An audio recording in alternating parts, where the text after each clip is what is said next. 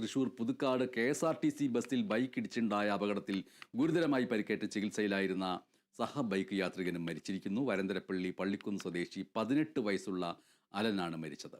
വരാക്കർ സ്വദേശി 19 വയസ്സുള്ള ആൻസിൽ ഇന്നലെ മരിച്ചിരുന്നു. കഴിഞ്ഞ ദിവസം പുതുക്കാട് KSRTC സ്റ്റാൻഡിന് മുന്നിൽ വെച്ചായിരുന്നു അപകടം. സ്റ്റാൻഡിലേക്ക് തിരിയുന്ന ബസ്സിൽ ബൈക്ക് ഇടിക്കുകയായിരുന്നു.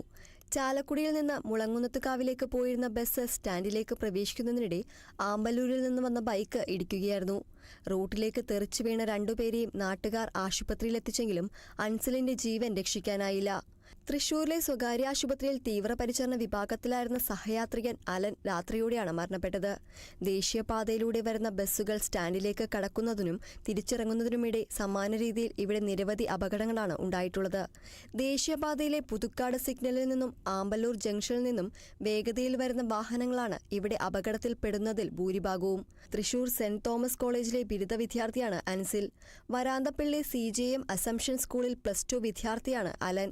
Kerala Vision News, Thrissur.